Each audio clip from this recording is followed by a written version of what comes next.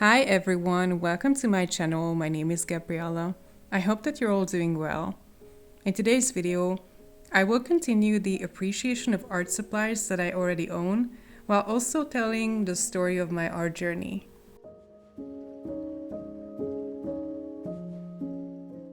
First of all, sorry that I haven't uploaded in 2 weeks. I was quite busy with work, and also there was a bit of a scare regarding my eyesight actually. I noticed that over the past couple of weeks, my eyesight had been a bit weaker than usual. That's due to too much screen time and also the fact that I was in need of a new pair of glasses. I had a checkup this week and I'm getting my new glasses soon, so everything's fine. But in the meantime, I try to ease the strain on my eyes by not doing any editing whatsoever in the past couple of weeks, and that's why I didn't have any content ready. Today's art is based on my own reference picture that I took in my father's garden. It's apricot blossoms. And I'm using Mungyo watercolor crayons on Fabriano Studio 200 GSM watercolor paper. But instead of commenting the actual art process, I decided to talk about my background a little bit, in terms of art at least. I won't tell my entire life story, so don't worry.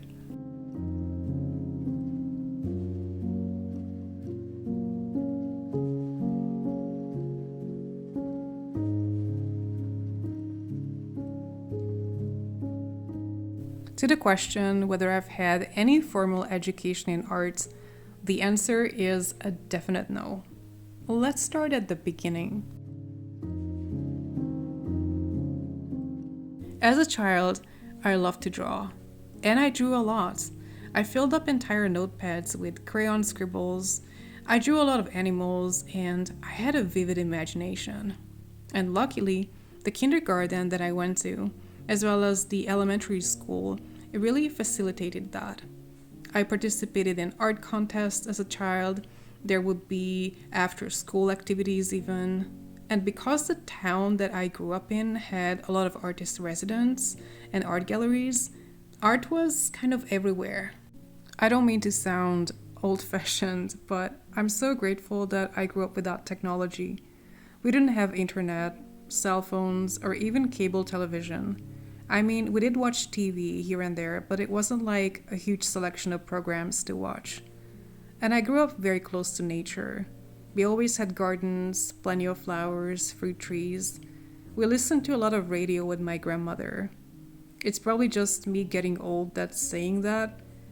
I'm being hit by a wave of nostalgia all of a sudden now that I'm almost 40, but I really am grateful for these innocent times.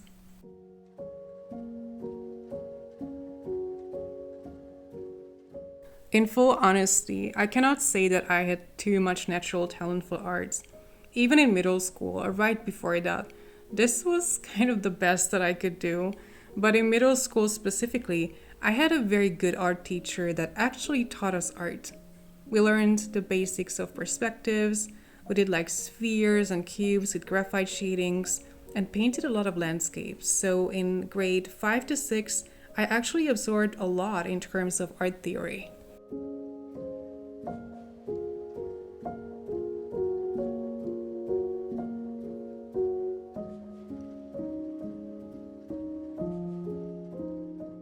In 7th grade, I went to high school. The school system that I was in was a bit different than usual. I did 4 years of elementary school, 2 years of middle school or junior high, and 6 plus 1 year high school, eventually graduating in 2005.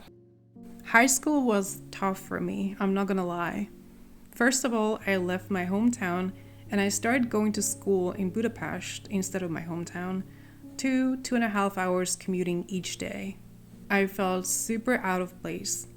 I had a hard time making friends, and I was a total bookworm living in some kind of a fantasy world. By the way, for the record, I picked my own high school. It was not my parents' decision that I go to Budapest. They would have been perfectly fine with me staying in my hometown.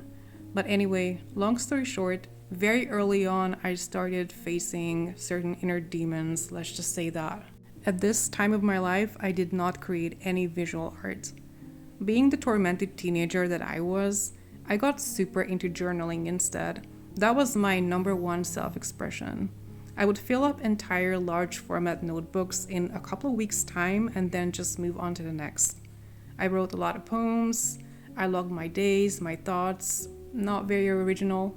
In terms of art education or practical arts, we learned nothing. No practical art whatsoever.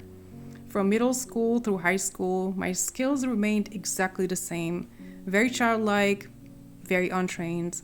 I also kind of lost taste for the whole thing.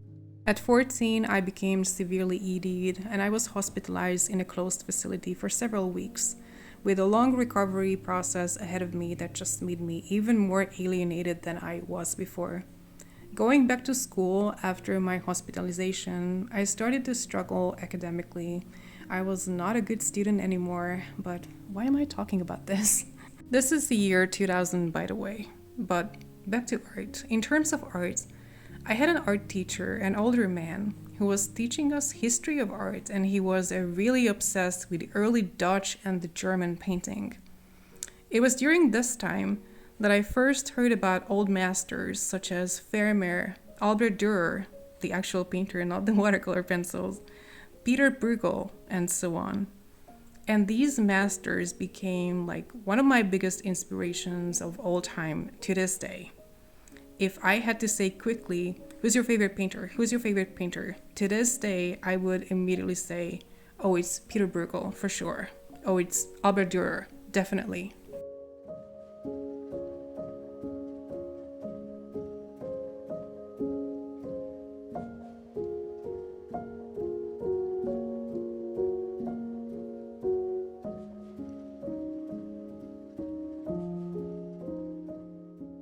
And it was during this time that I got exposed to the biggest artistic influence ever in my life, French Impressionism, and especially Claude Monet, whose art is featured in many of my videos, whether it's actual artist studies or just art inspired by him or influenced by him. He's just everything to me in terms of art.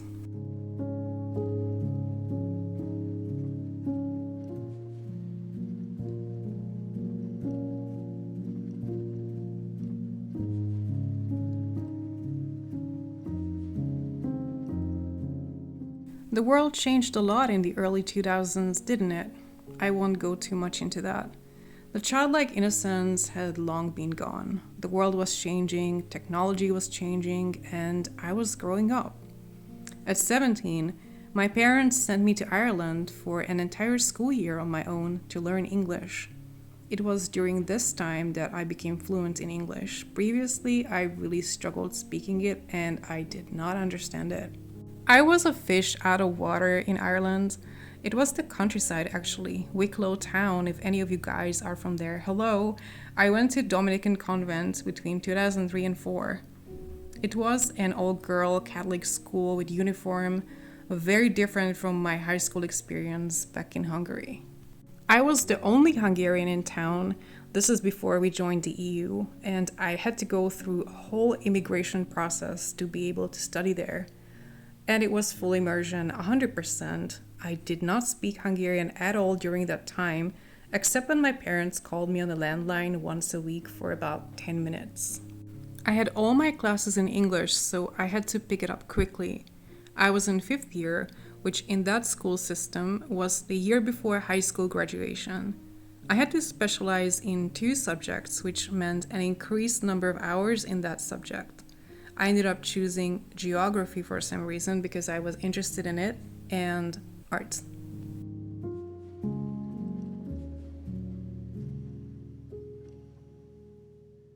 All of a sudden, after years and years of hiatus, I had to create art again. I had 5 art classes per week, which covered both history of art and practical art. We did a lot of observational sketching, drawing flowers in the garden, drawing portraits of other students, and so on. It was the first time that I ever tried out oil pastels, which was fun, but I mostly did just graphite sketches. If I remember it correctly, mind you, this is 20 years ago. And the history of art curriculum was not what we had back in Hungary. In Ireland, we learned about Celtic art and a lot of Irish paintings. I remember that we visited a fine art museum in Dublin. I had never heard about Celtic sculpting or metalwork before, or any Irish painters for that matter. And there, we only learned that. It was actually really refreshing and eye opening to me.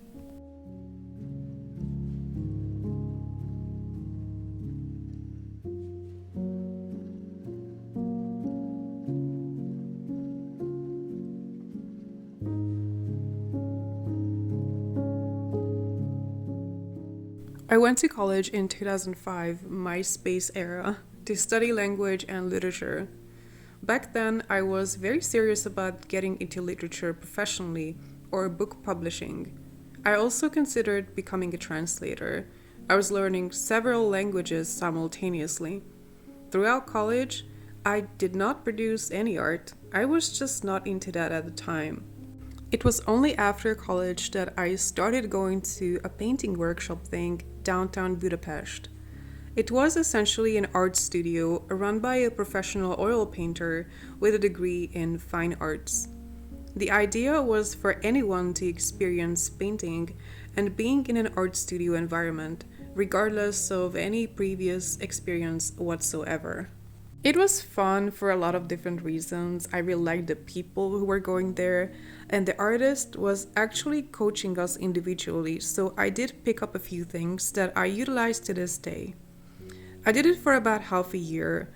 This is 2010 or 11, I can't remember. By then, I had started working, so that's how I was able to pay for the classes. I was really into watercolor painting at the time. I wasn't particularly interested in oils or acrylics for some reason. The studio had a set of watercolor pencils. I think it was Faber-Castell, but I'm not sure. So that was the first time that I ever used watercolor pencils or ever painted on proper professional watercolor paper. I didn't have any materials on my own except for a set of cake watercolors for kids, and it remained so for the next decade almost.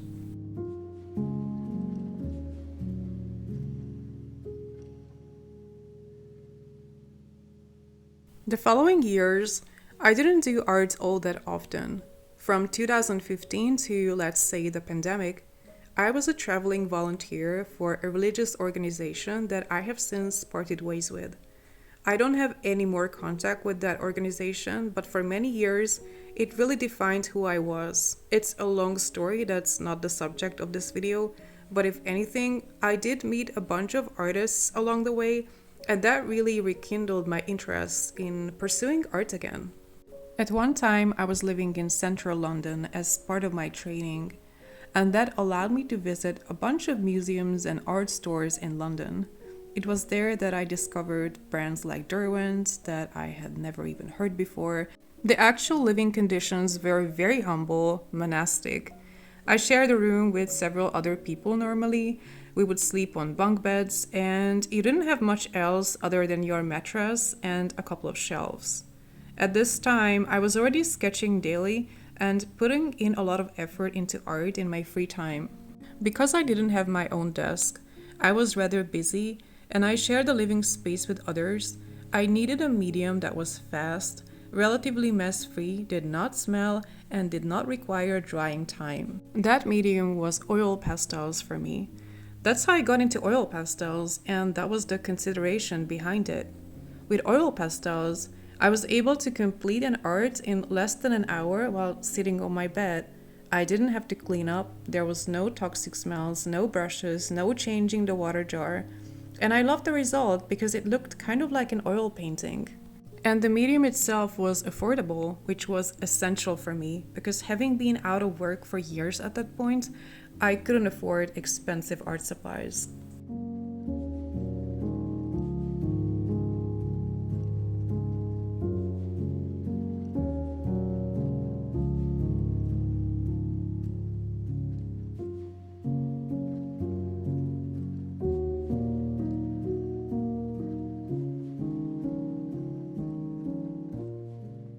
Of course, I ended up coming back to Hungary and I went straight back into the corporate world, which is what I did before my volunteering. And honestly, the rest is history. Most of it is recorded on my YouTube channel. Originally, this was my private channel actually. I only uploaded personal videos to this profile for myself, family, and friends, but 2019 onwards, I started turning this page into an art channel, eventually removing and privating all personal content and uploading only art videos. Going into it, my channel didn't have any theme or direction whatsoever. I wasn't sure if I wanted to become a YouTuber at all. I was just uploading low quality videos filmed on my Samsung Galaxy here and there. I wasn't too serious about it. What I was serious about was art, but I wasn't sure about YouTube. I was primarily consuming content, not creating content. I binge watched a lot of art channels and basically learned most of what I know today from YouTube. Of course, I had the basics down from previous trainings, but to be honest, I made most progress just watching and learning from YouTube. There are so many content creators here that I admire and really look up to that in itself would deserve a separate video.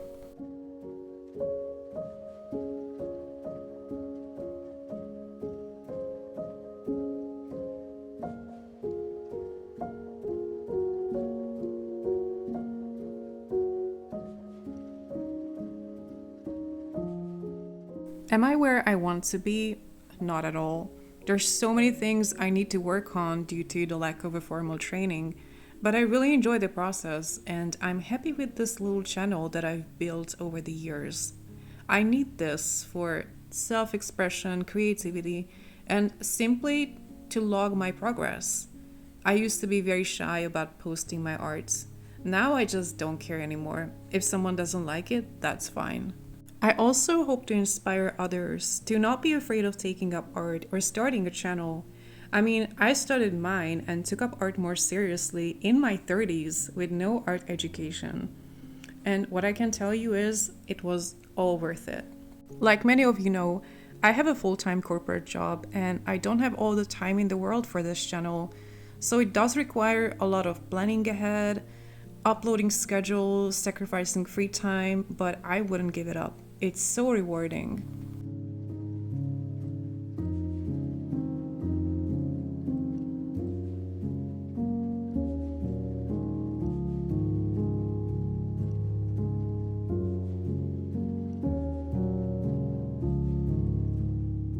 Oh gosh, I'm on page 4 of my script. At this point, this is such a long video. Thank you so much if you made it to the end. I usually don't do these kinds of videos, but for my audience, especially my regulars who have been watching me for a while now, I wanted to provide sort of a backstory and give my personal insight in terms of where I'm coming from, what my background is, and so on. I could have spoken 10 hours instead of this 18 minutes, but even this feels rather long, so thank you for watching this video. So that's it for today. I hope you enjoyed it. If you did, please give me a thumbs up and leave me a comment. Thank you again for being here. Take care and see you next time. Bye!